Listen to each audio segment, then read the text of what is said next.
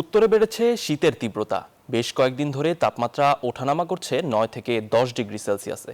আরও জানাতে যুক্ত হচ্ছেন সহকর্মীরা। শুরুতেই দিনাজপুর থেকে যুক্ত হচ্ছেন ফখরুল হাসান পলাশ। পলাশ, দিনাজপুরে কতটা শীত পড়েছে, কি বলছে আবহাওয়া অফিস?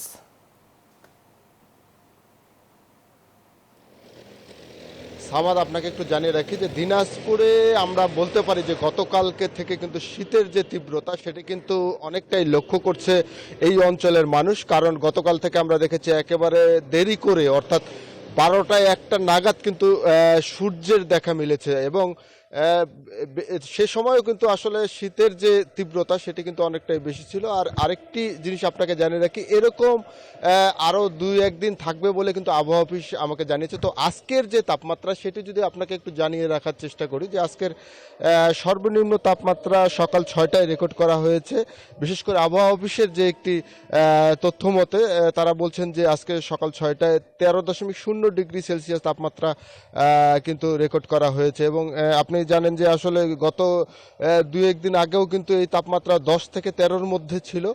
তখন কিন্তু আসলে রৌদ্র উজ্জ্বল একটা চেহারা ছিল, যার কারণে কিন্তু জনজীবনেতে সেরকম কিন্তু ভোগান্তি কিন্তু আমরা লক্ষ্য করিনি। এবং এখন বিশেষ করে গতকাল থেকে আমরা দেখেছি একেবারে সূর্যের মুখ কিন্তু সকাল বেলা থেকে শুরু করে একেবারে দুপুর পর্যন্ত কিন্তু সূর্যের মুখ দেখা যায়নি, যার কারণে কিন্তু শীতের যে তীব্রতা সেটি কিন্তু অনেকটাই বেশি পরিলক্ষিত হয়েছে। এবং আবহাওয়া অফিসে বলছে যে আরও যেহেতু উপরিভাগে বিশেষ করে উপরিভাগে জলীয় বাষ্পের পরিমাণ বেশি থাকার কারণে কিন্তু এরকমটি হচ্ছে বলে কিন্তু তারা আমাকে জানিয়েছে। এবং এটি আরও 2-1 দিন থাকবে, এটি কিন্তু আপনাকে জানালাম।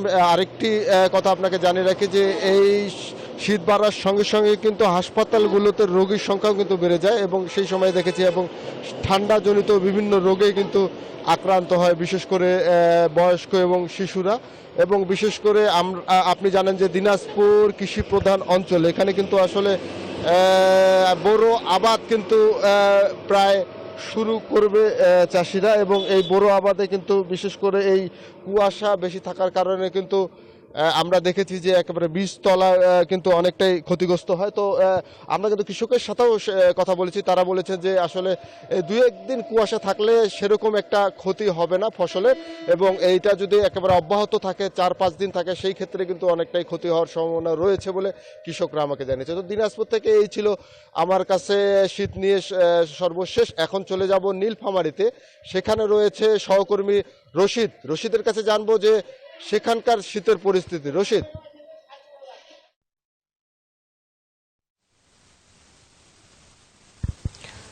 ধন্যবাদ পলাশ। আমি যদি আপনাকে জানাই, গত কয়েকদিন ধরে হচ্ছে আবহাওয়া যদি একটু অনেকটাই হচ্ছে হ্রাস পেয়েছে, তবে আপনাকে যদি আরেকটু বিষয় জানি যে গতকালকে থেকে যে নীলফামারীতে মৃদু শৈত্যপ্রবাহ চলছে বলে আমরা গতকালকের সংবাদে দেখেছিলাম। তবে গতকালকে হয়তো শেষ সময় অর্থাৎ হচ্ছে 2টার পরে কিছু সময় হচ্ছে রোদের মুখ দেখতে পাচ্ছে এই এলাকাবাসী। আপনি জানেন যে নীলফামারীতে 80% মানুষ কৃষির উপরে নির্ভরশীল। এইখানকার মানুষ হচ্ছে তারা মাঠে ঘাটে এবং হচ্ছে ইনকাম করে সেটি হচ্ছে তাদের পরিবার চালায় বলে আমরা জানি।